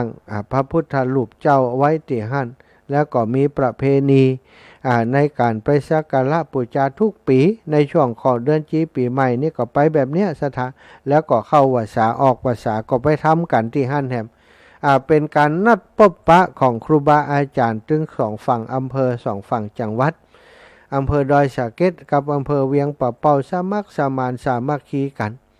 ไปทำกิจกรรมเพื่ออนุรักษ์ต้นน้ำลำธารของลำน้ำกวางและน้ำขุนลาวที่บนหั่นสืบชะตาที่1สดไปถึง2 ฝั่งเลยอันนี้ก็ถือว่าเป็นความคิดริเริ่มหรือว่าเจตนาอันดีอันบริสุทธิ์อันถูกต้องตามหลักการในพุทธศาสนาซึ่งสมควรที่เฮาอันเป็นลูกเป็นหลานจะยึดถือปฏิบัติตามเป็นการสืบกำกึดความคิดเห็นของครูบาอาจารย์ที่ถูกต้องนี้ไว้ยึดเจตนาที่ครูบาอาจารย์เปิ่นมีเจตนาจะอนุรักษ์รักษาผืนป่าอันเป็นขุนน้ำของถึง2 ฝั่งถึงฝั่งเวียงป่าเป้าถึงฝั่งดอยสะเก็ดเวียงป่าเป้าก็เชียงรายเวียงดอยสะเก็ดก็เชียงใหม่มีขุนน้ำอยู่ในบริเวณภูเขาเทือกนั้นถึง 2-3 ขุนน้ำสถาน ขุนน้ำหนึ่งก็มาตั้งลำปางนี่อย่างมาตั้งขุนน้ำแม่ปานนี่ก็จะออกจากตรงข้ามกันท่านเนาะตรงข้ามหันกันตั้งพุ่นนะไหลมาตั้งลำปางนี่ก็มีไหลไปตั้งเชียงไฮ้ตั้งเชียงใหม่เปิ่นก็เป็นขุนน้ำอีป่ออีแม่ตั้งหลายก็ถือว่าเป็นเจตนาดีของครูบาอาจารย์ที่จะอนุรักษ์ผืนป่าอันเป็นต้นน้ำลำธารของถึงสองเมืองเมืองเชียงไฮ้และเมืองเชียงใหม่เอาไว้เป็นกำกึศหรือว่าเป็นเจตนาที่ดีควรที่ลูกหลานแต่รุ่นหลังอย่างหมู่เฮาจะยึดมาปฏิบัติกันส่งทอดส่งต่อไปให้กับลูกกับหลานตั้งหน้าจะได้ยึดถือปฏิบัติต่อกันไปเป็นการเสิร์ฟกำกึศยึดเจตนาของครูบาอาจารย์ที่ถูกต้องงานจะมีในวันที่27แต่เฮาต้องไปเตรียมพัฒนาวันที่26ซะท่าภัยที่บาแปลงแห่งนักอยากจะไปร่วมบุญอยากจะไปนอนด้วยกันปุ้นไปเลยเนอะอาตมานี้วันที่26มาเจ้าก็ถึงปุ้นละไปอยู่ปุ้นเอาเต้นไปโดยไปนอนกลางเต้นนอนปุ้นเหมือนกับปีที่ผ่านมาก็ได้ไปปฏิบัติแบบเนี้ยสถาไปนอนอยู่ในป่าปุ้นนะที่ดอยนางแก้วปีนี้ก็จะไปนอนอยู่ในป่าแหมละเดี๋ยวจะเอาเต้นไปโดยไปนอนอยู่ในป่าสงบสถาท่านแล้วนิพพานมานอนโดยดูเต้าทีแรกนึกว่าเอาละกะอยู่ในป่าหมออีบ่ได้ยินเสียงคนที่เปิ่นอยู่ตั้งหลุมทึดไอ้อย่างจะได้โดนผีหลอกเนาะแหวดกดแหวดไปแหวดมาอย่างกับจะหันตัวแม่นหน้าเข้ามาในอันกดในอันเต้นนี่นะพึบพับอยู่ตั้งนอกชักจำลำดับปิ้งสะดุ้งก็ว่าพอมันล้อมันจะมาอย่างไรพอไปพอมาลับไปหน่อยสะดุ้งตื่นมาตีสี่ได้ยินเสียงระฆังเมงก็เปิดไฟจะลุกไปทำวัดให้เปิดไฟปั๊บลึกตึกตักหล่นออกทั้งข้างท่านวะไปโขกหลายดอยบนโคกนะเค้กนะมันพานโขกมันจะโขกเสียงยังเอี้ยนะแต่ว่าลักษณะโขกเนี่ยโขกมันจังซะท่าก็ดังเอ็กเปลี่ยนว่าฟานนู่นน่ะแต่คืนถ้าเจี่ยฝีก็ลุกหนีไปลุบเนาะแต่บ่ได้กลัวนะซะท่านอนพอหันติดแต่เป็นฟานปีนี้ก็จะไปนอนพุ่นแหมละวันที่26จะไปเนาะอีพ่ออีแม่เนอะแม่ชื่นใจไพวันฟังอยู่ก็จ้ะนะพี่น้องบรรปังน้ำทุพี่น้องขุนลาวเนอะปะกันนะวันที่26นี่นะจะไปพัฒนาเพียวพัดปัดกวาดเนอะห้องน้ำห้องถ่าเสนาสนะต่างๆเอามาปัดมาเพียวมาพัดกันแต่หลวงปู่ไปเป็นประจำซะนะหลวงปู่ดอยนี่ขึ้นไปอยู่เป็นประจำถ้าพอว่ากล้องที่เอาติดตั้งไว้หันตัวได้ดับนี่หลวงปู่ขึ้นไปแล้วแน่ไปพอกล้องไปพออย่างสปะนะหลวงปู่นี่เป็นคนที่สุดยอดศรัทธาญาติโยมเป็นจิตอาสาเป็นจิตเสียสละพอกอยดอยนางแก้วตลอดบัดเดียวมิตาที่พ่ออย่างติดกล้องไว้ติดตั้งบนบ่ล่ะเปิดในโทรศัพท์เฮากะหันแล้วนะอันนี้กล้องตัวนี้ไผขึ้นไปหันหันหมดไผไปใส่จอมตู้ก็หันนี่หลวงปู่เปิ่นช่วยตรวจสอบดูแลไฟตั้งใดบ่ดีอันใดบ่ดีเปิ่นจะหันหมดเนาะวันที่26นะอาตมาภาพแล้วก็ครูบาอาจารย์ก็จะไปกันท่านอาจารย์เจริญจากตั้งเมืองฝางก็จะมาเนอะตั้งเชียงใหม่นี่ก็ท่านอาจารย์วันใหม่ได้รับมอบหมายจากท่านพระครูอภิวัฒนวิกรมท่านวันใหม่ท่านเจริญท่านสมชาติอีวะเนาะทุกปีนุ่มด้วยกันเนาะทุกปีนุ่มวัดฝ่ายหินด้วยเนอะวัดฝ่ายหินท่านพระครูสมุวิสุวัฒน์วรกิจโจทุกปีนุ่มเขาถ้าจะไปถ่ายทอดก็ไปเนอะนะจิตอาสาไปกันถ้าจะไปถ่ายทอดกิจกรรมอย่างก็ไปทำไปก็จะถ่ายเองนะบัดเดียวนี้มีเครื่องมือหรอมีโน้ตบุ๊กของอาตมาก็ถ่ายทอดได้นะสถา อวดเนาะมีกล้องมีโน้ตบุ๊กก็สามารถตั้งไว้ถ่ายทอดได้แต่ถ้าวัดไฟหินไปมันก็สะดวกเขาแหมน้อยจะได้ดูแลงานด้านอื่น ศรัทธาอีป่ออีแม่ทั้งหลายถ้าสนใจจะร่วมบุญไปโฮงทานกันแจ้งที่หลวงปู่นะพระครูปฏิพันธ์ธรรมทินได้เพราะเวลามันจวนจำไกลเข้ามาแล้วแจ้งที่อาตมาก็ได้ไปพบปะกันที่ปุ่นนะพี่น้องลำปางเขาตัวนะเดี๋ยวจะบอกน้องสาวอีลาจะได้ไปเพราะบุญที่ลายโยธาพี่น้องตังหนองยางพี่น้องแม่ย่าน้อยอินยาสีอีแม่ไปด้วยกันเนอะแม่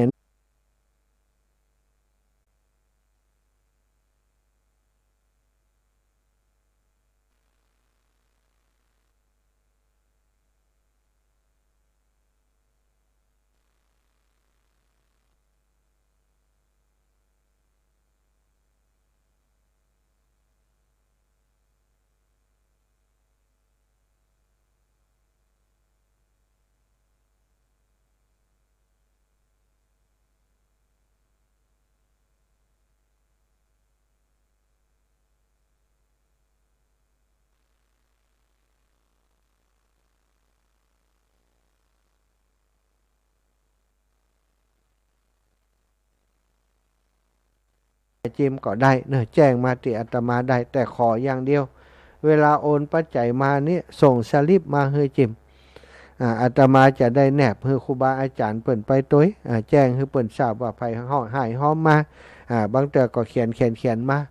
ใส่สมุดใส่กระดาษไปให้ครูบาอาจารย์พร้อมกับจำนวนเงินส่งไปให้เปิ่นได้ร่วมบุญกันแบบนี้ก็ได้ถ้าเป็นตังเวียงป่าเป้าเนาะพี่น้องพะเยาอย่างต่างๆติดต่อที่หลวงปู่เนาะหลวงปู่พระครูปฏิพันธ์ธรรมทินเพราะเปิ่นได้เวลาจัดรายการบ่อยกว่าอาตมาเปิ่นจะได้ประกาศประชาสัมพันธ์ให้ทราบอย่างทั่วถึงอาตมานี่ก็วันอังคารเตือนึงอันนี้ก็ได้ละนี่วันผูกวันฮือนี่มันใจอังคาร อังคารวันนี้วันผูกวันพุธวันฮือวันพัดศุกร์เสาร์อาทิตย์นั่นแหละมันได้ก็ที่หลวงปู่ก็ได้ที่ท่านอาจารย์ใหญ่พระครูอภิวัฒนวิกรมก็ได้เนอะแจ้งไปที่ครูบาอาจารย์อีแม่จะเอาโฮงทานไปนะอีแม่จะเป็นเจ้าภาพนั่นนี่ก็ว่าไปเถอะเนอะร่วมหายร่วมหอมกันครูบาอาจารย์ไปกะละวะดำหัวอย่างอันบางทีก็อาจจะเป็นการน้ำหมกน้ำมันฮือเปิ่นก็จะมีอยู่ทุกปีก็ได้ถวายอยู่เนาะศรัทธาปีนี้ก็คงจะมีศรัทธาญาติโยมไปร่วมบุญกันหลายอยู่ถ้าปัจจัยติดรวมได้มีเพียงพอก็จะได้ถวายเป็นการน้ำหมกน้ำมันให้ครูบาอาจารย์ถวายการเดินทางให้กับเปิ้นเนาะภายที่มีโฮงทานก็เอาโฮงทานไปโฮงทานก็ขอเป็นง่ายๆเนอะเอาหม้อข้าวหม้อแกงไปบางเถื่อมันอิดมันอยากก่อห่อเข้าไปเอาเข้าหม้อแกงหม้อม่อมป้อใหญ่กับไปห้อมกันก็ได้แต่ว่าไผจะเอาก๋วยเตี๋ยวไปก็ไม่ได้ห้ามนะเอาก๋วยเตี๋ยวไปเอาขนมจีนไปก็ไม่ได้ห้ามไปถึงปุ่นกันอย่างขึ้นไปช่วยกันหามกันอย่างขึ้นไปก็มีปัญหาอย่างนะวันที่26ไปดาวันที่27ก็ไปทำพิธีกันนะพิธีก็อย่างที่บอกไปตะกี้เจริญพระพุทธมนต์สมโภชน้ำขมิ้นสมปล่อยเขาเอาน้ำขมิ้นสมปล่อยไปหอมกันเอาไปเทใส่ในโอ่งในถังในบาตรใหญ่ไว้เอาเป็นน้ำหนึ่งเดียวเอามาจากไหนก็เอามาเป็นในบาตรเดียวกันจากนั้นเขากดตักไปสละสลงตามที่ครูบาอาจารย์เปิ่นฮื้อทำอย่างพระเจ้าสี่สองเมืองนี้เปิ่นบ่ฮื้อเอาน้ำสมปล่อยไปสละสลงเพราะว่ามันจะทำฮื้อสีทองติปิดมันหมุนมันหมองมันนี่ไปเปิ่นก็จะฮื้อใจวิธีอื่นเอาศรัทธาพระธาตุก็เช่นเดียวกันฮื้อเปิ่นก็มาได้เอาฮื้อเอาหดเอาอย่างไปมันเตือมันก็ยังว่านั่นมันมีไผ่รักษาสีมันกระดำกระด่างบางเตือเม็ดส้มปล่อยที่เฮาเอาไปหดไปอย่างมันออกงอกออกหยังบนถาดบนเจดีย์ก็ทำให้เกิดปัญหาอันนี้ก็บอกกันไว้อย่างอีก่อนเดี๋ยวไปถึงปุ่นเปิ่นถึงจะประกาศเป็นอย่างจะมาไปวันที่26เนอะศรัทธาพี่น้องปังน้ำทุบพี่น้องขุนเล้าตำน้ำพริกไปชงกันจิ้มนะ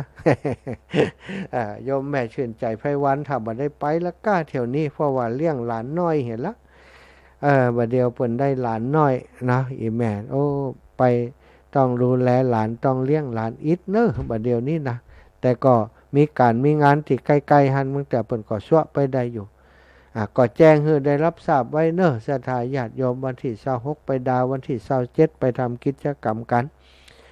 เอาน้ำขมิ้นส้มปล่อยไปร่วมกันแล้วเปิ่นก็จะเจริญพระพุทธมนต์สมโพธิน้ำขมิ้นส้มปล่อยแล้วก็จะมีการสืบชะตาขุนน้ำแม่กวางขุนน้ำแม่ลาวโดยครูบาอาจารย์คลื่นสีขาวของเฮาถึง2ฝั่ง2อำเภอเสร็จแล้วก็จะถวายเพลแด่ครูบาอาจารย์และศรัทธากินข้าวกินปลาอิ่มนำสำราญแล้วประมาณบ่ายโมงก็จะเริ่มพิธีสักการะบูชายังพระเจ้าสีสองเมืองพระธาตุสีสองเมืองแล้วก็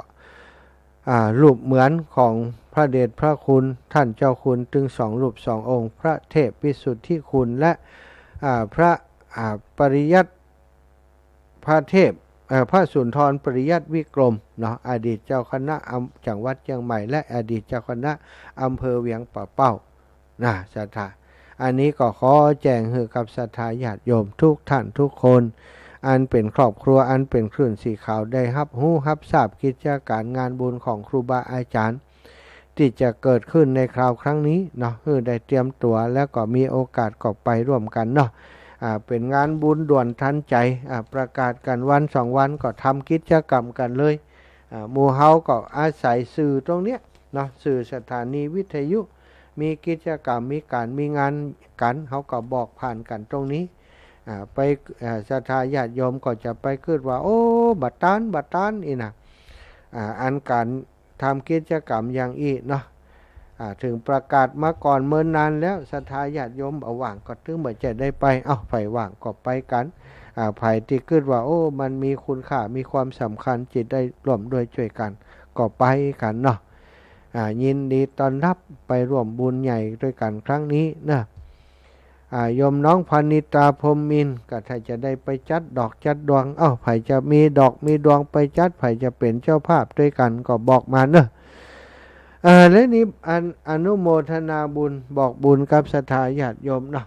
เอาบุญมาให้ศรัทธาได้อนุโมทนาด้วยกันเมื่องานที่วัดฝ่ายหินที่ผ่านมาอาตมาภาพและโยมน้องพนิตาพรหมินทร์ได้ไปช่วยงานครูบาอาจารย์ได้ไปปวารณาเป็นเจ้าภาพตกแต่งสถานที่เนาะเป็นดอกเป็นดวงตีบโต๊ะแต่งสถานที่ที่ทำพิธีพุทธาภิเษกพระพุทธรูปในอุโบสถของวัดฝ่ายหินเมื่อวันที่21ที่ผ่านมาได้ใช้ทุนทรัพย์ในการซื้อดอกไม้เป็นเงินอยู่ 20,000 แล้วใจในกิจกรรมต่างๆบอกว่าเป็นขันตั้งกะคือจ้างฟ้อนนางลำกะใช้จ่ายเพิ่มเติมของศาลาแห่ต่างๆแห่ม 2-3 ปันเนาะก็รวมมีกะใช้จ่ายตึงปีตึงน้องที่ไปช่วยงานครูบาอาจารย์ในวันนั้นก็ประมาณ19,000ปลายเกือบจะ 20,000 นะก็แบบถือว่าเป็นบุญที่ได้ไปทำแทนญาติโยมคลื่นสีขาวของเฮาเนอะ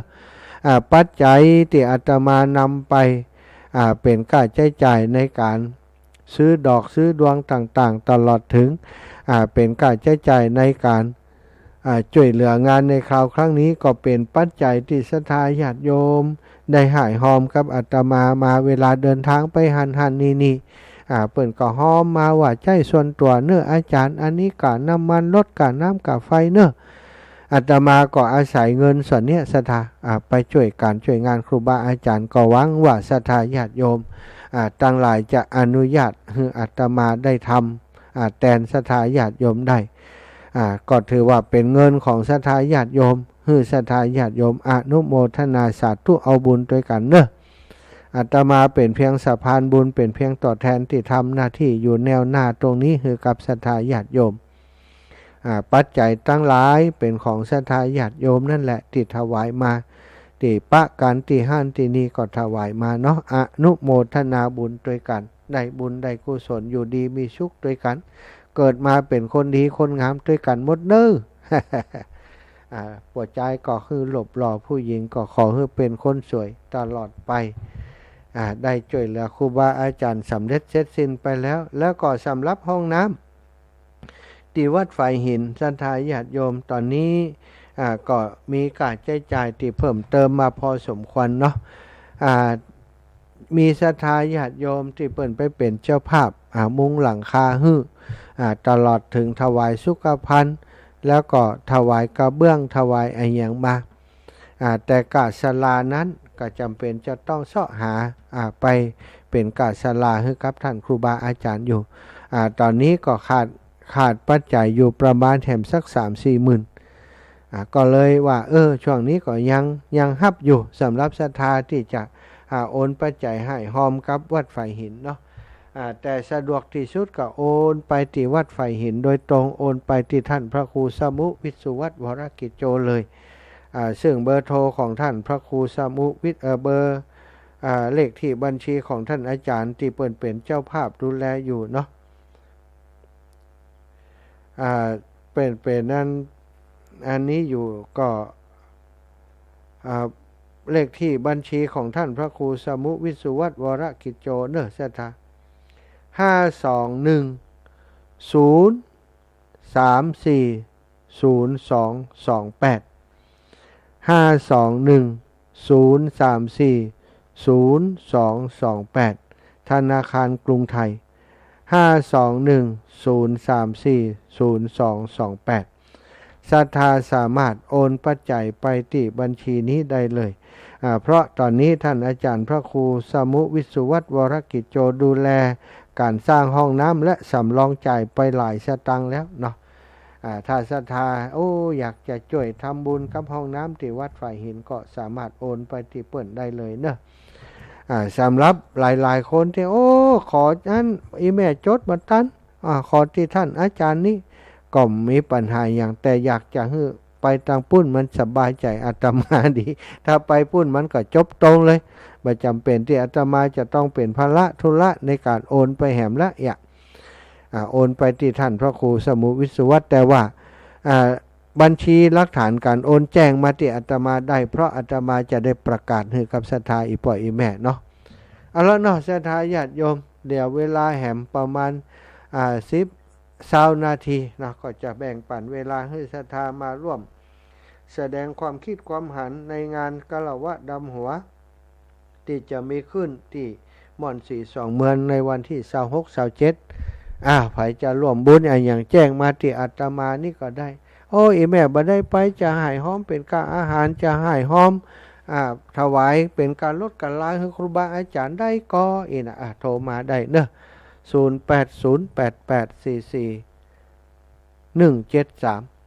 0808844173ขอบคุณศรัทธาญาติโยมท่านสาธุชนคนดีทุกท่านทุกคนติดตามรายการพี่น้องต่างเมืองน่านเนอะตะกี้ป่อน้อยสมเพชรได้อู่น้อยเดียวเนาะป่อนานอันนั้นป่อนานประเสริฐด้านน้อยโทรมาได้เนอะป่อนเนอะ8454จากตั้งใดเอ่ย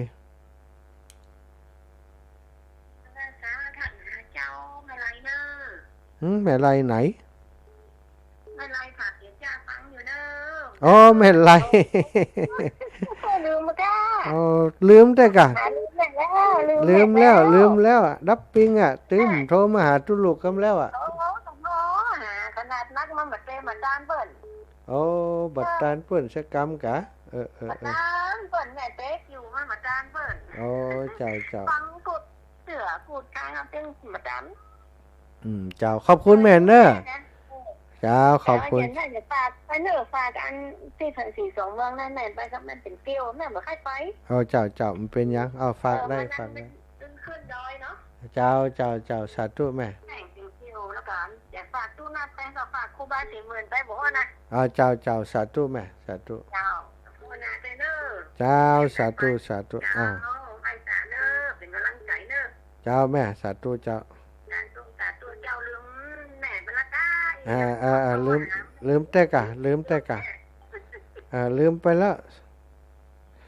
ศรัทธาที่โทรมาตะกี้เนอะตะกี้บ่ได้ปลดล็อกพอปลดล็อกมันหัวไผโทรมาตะกี้นี่ไผนี่โทรมาพ่องนี่ อ้าวจะเลินปออู้ปนานประเสริฐนาน้อยโทรมาตะกี้มตันฮับครับอีปอปนานประเสริฐนาน้อยก็เดี๋ยวโทรมาให้ใหม่เนื้อปอเนื้อแม่สมบูรณ์วงแสน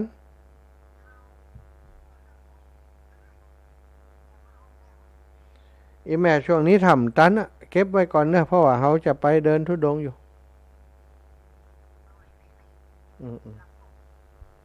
จ้ะเดี๋ยวอีแม่เดี๋ยวอันจะทับสายเขานี่ครับเดี๋ยวแป๊บนึงตะกี้อันแม่เดี๋ยวแม่สมบูรณ์โทรมาใหม่เนอะตะกี้มันได้เปิดไหมเจริญปอนโยมแม่สายพินกลับไปศาลเจ้าถ้ามาหาเจ้าแม่ฟังอยู่เนอะโอ้ฟังอยู่เนาะเอ้าชอคือฟังกันล่ะจะเอาน้อยหน่อยนะจ้าเอาน้อยหายง่อมขอกราบพระสาครูบาอาจารย์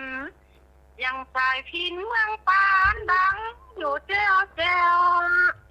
ปีเก่าผ่านไปปีใหม่มาแล้ว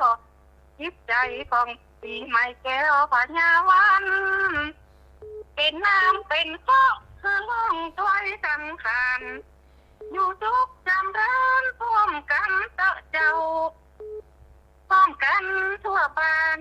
สายดินเมืองปานขอฝากก้อนขอปั่นก้อนงามฝากไว้เจ้าจบกันปีใหม่ปีนี้จะเอาป้อนมาปั่นเพื่ออยู่ทุกจำร้านพร้อมกันเจ้าเอาของเงินทองไหลหลังทั้งเต้าความสุขโศกเศร้าอย่าได้มาป้องมีใจเต็มเล่ามีเศร้าเต็มหลงเอาของเงินทองไหลหลังทั้งคนเหมือนดังกำปอนสายพินว่าไว้เจ้าไปอีกวันนะสาธุจะว่าไปนักตามพ่อมาหาบ่จะเวลาคนอื่นเปิดจะโทรเข้าเนาะเจ้าเนาะสาธุขอบคุณแม่เด้อเจ้าสบายใจเด้อตัวแทนเมืองปานมาแล้วแม่สายพินจบไปแม่น้อยทางอาสาแม่ปานอยู่แน่เจ้าแม่ไปหลานนอกข้าท่านบ่ออกพร้อมใจเลยตอนนี้จังไดก็มันงอมรวมนั่งมิ้นกับหลวงอ้อกับเมียงอมจ้อยเลยกะงอมจ้อยเลยอาจารย์เอ้ยสาธุแม่เป็นกำลังใจเนอะเจ้าแม่ขอบคุณหลายๆเด้อเจ้าสาธุปันกันคนเล็กคนน้อยไปแม่สมบูรณ์ตะกี้พอดีมันได้เปิดไหมเจริญปอนแม่เจ้าก็จะได้รับแขกเขาหวานเขาเอามาในจับนักเขาหนาหัวนะเดี๋ยวจะบอกสั่งเบิ่มไปเอาถ้าเบิ่มมันอยู่นี่ให้เบิ่มไปเอาเพราะว่าเบิ่มได้ไปตัวเฮาเบิ่มได้ไปเดินทุดงตัวมันอยู่นี่ก็จะบอกเขาไปเอาฮะแม่แล้วห้ามถามจ้ะวันที่1โอ้มาห่อนแต่ก็ลุกเรื่องอื่นทุดงห้ามอุสาธุเอาก่อนไอ้นั่นเพิ่นจะฮู้กี่กะมันไปอยากมีน่ะไปบ้านนั่นบ้าน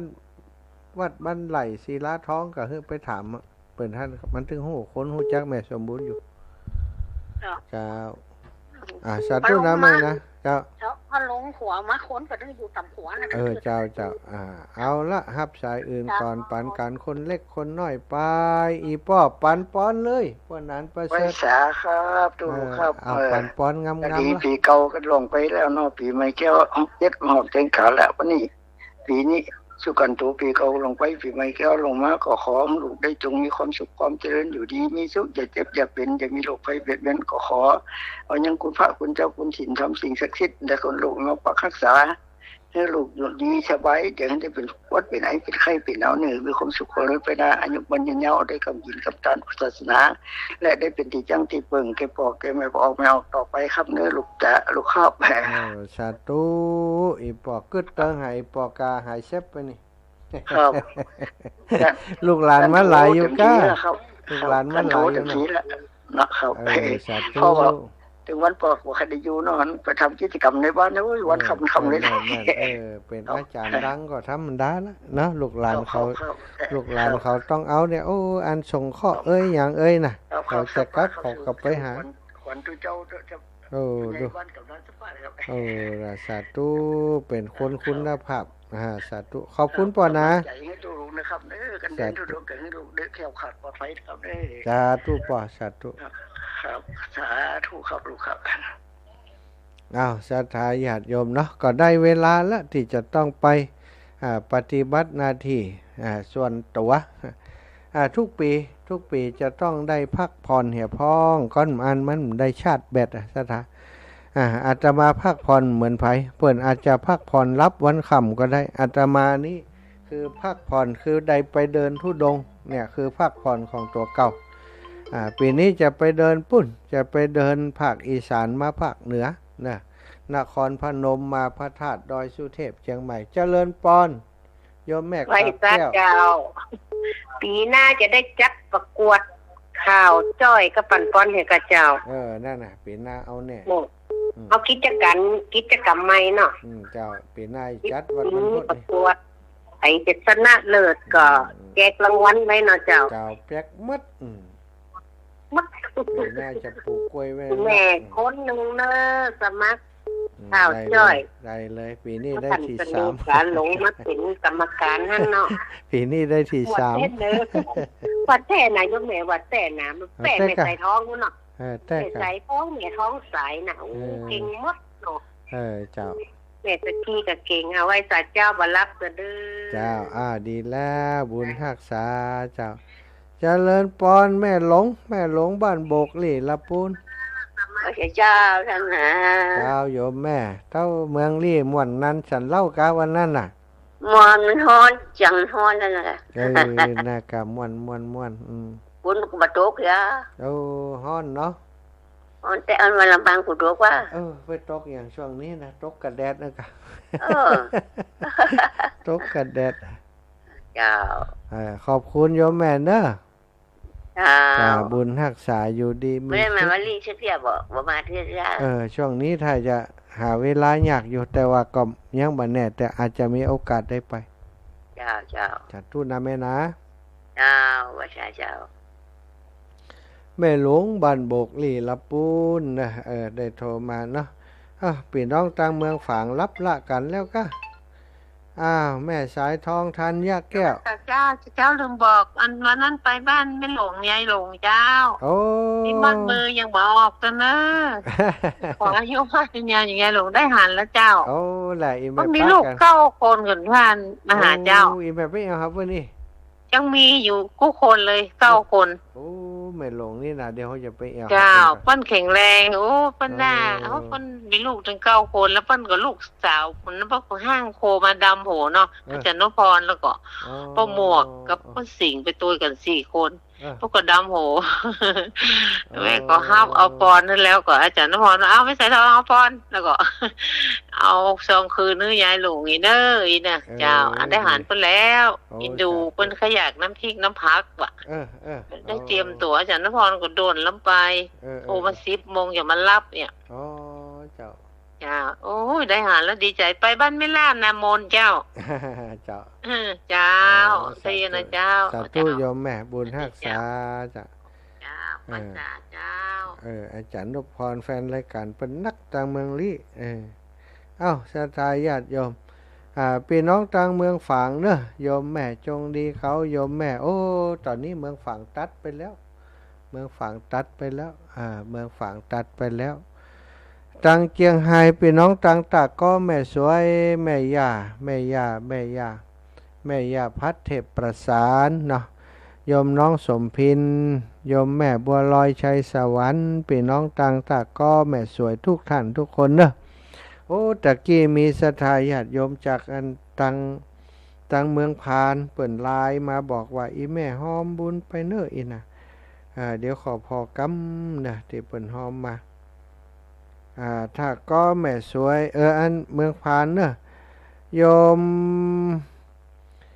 มแม่เพชรชลาพรหมใจอำเภอพานร่วมทำบุญค่ะกระเบื้องดังลายชื่อนี่เจ้าแม่เพชรชลาพรหมใจ200แม่สุภัตตามาลัยวง100แม่ครูเป็นนภาบทกลอน100แม่จันตาเชื่อเมืองพาน100รวมเป็น500 บาทและโยมแม่เพชรชลา พร้อมใจขอถวายท่านอาจารย์แหม300รวมกันแล้วทั้งหมดเป็น800รับแล้วเน้อโยมแม่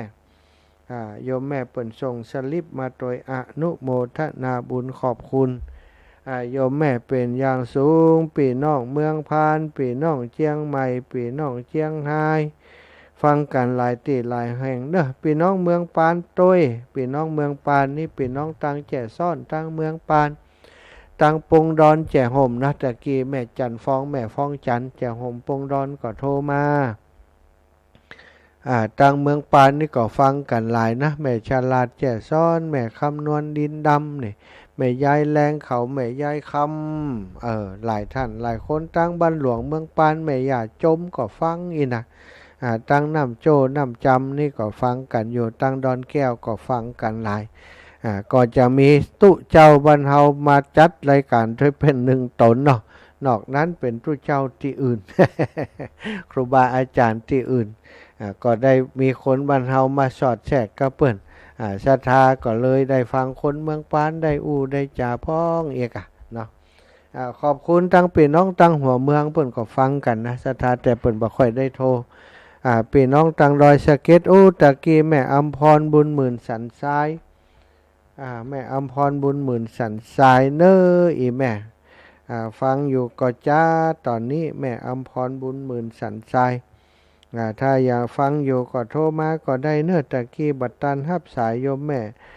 แม่อำพรบุญหมื่นสันทรายสักกรรมแล้วก็มีตาเจ้ามีแม่ไลต่างถิ่นโทรมาเนาะตาเจ้านี้ไปบ้านของแม่น้อยชายคำแพะหนองแดงซอย7นะไปฮับเอาเสื้อผ้าเปิ้นโยมแม่เปิ้นได้เอาเสื้อผ้ามาถวายเสื้อผ้าเก่าเนาะจะมอบให้กับหลวงปู่พระครูพิสารประชานุกูลเจริญปอนโยมแม่คำแก้วแม่สาเจ้าทำหัวบ้านห้องแห่ใหม่เจ้านี่แม่จะไปแวะคนอื่นวันที่16แหละไปแวะดอยนางแก้วกะเจ้าแม่จอยเชียงใหม่เราปะกันเนอะเจ้าเคยหันแล้วยังมหาสมชาตินี่ได้หันนะเดี๋ยวจะไปถามเขาเนอะตนใดอีเนอะตักกันกำนะเจ้าจะบอกคือติสังเกตคือหัวล้านมองกล้องอะเนอะสัตว์โยมแม่จะได้หันกันแน่วันที่26เนอะแม่รัตดาอักการเรือนข้าวกับแม่สาเจ้าอีแม่เดินทุดงแล้วจะได้ออกรายการเหรอออกปกติอีแม่แมลงก็ออกเนี่ยแม่กลัวไม่ได้ออกว่าแม่ฟังถึงวันได้กาออกกาได้ฟังได้ติดตามได้ฮู้ว่าตู้ลูกอยู่ไหนเจ้าฟังตลอดมาคัดสักรายการดีแล้วขอบคุณอีแม่เนอะวันพุธก็ออกอยู่ตี 5 ถึง 6 โมงแต่ท่านอาจารย์ใหญ่พระครูอภิวัตรจ้าถูกใบเจ้าตี 5 ถึง 6 โมงแล้วก็ 15 นาฬิกาถึง 17 นาฬิกาช่วงนี้ได้ปะกันมันแหมละจ้าสาธุบุญรักษาแม่เนอะกับไอ้สารับดีฝันดีเท่าดีใจอีแม่โทรมาให้กำลังใจโยมแม่ยายพรมาสักการเจ้าว่ายังไงอันที่เปิดหน้าเกิดหายไปถ้าเปิดป้าเบาอ่อนหุบรอนั่นเอง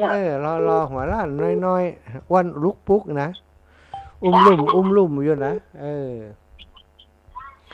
ขอบคุณยายพรขอบคุณมากมันฮ้อนแล้วมันนอนโต๊ะแบบอันนั้นก็ฮ้อนแล้วโทรมาก็เย็นละเจริญปอนอีแม่แรงตอนรับวันผูกจะโอนไปฝากว่าทำบุญเนอะได้กาไปทำบุญดอยดังแก้วเนาะเจ้าผูกมันเห็นคืนมันขำเลยไผ่ใครไปบอกเนอะตรงโป่งเมืองปานไปไปเดินเมาหัวนี่หายตั้งเดียวนี่ถ้าไผ่ใครไปบอกจะให้เหมารถหรือไปเอวตรงโป่งเมืองปานไผ่จะไปบอกสาธุ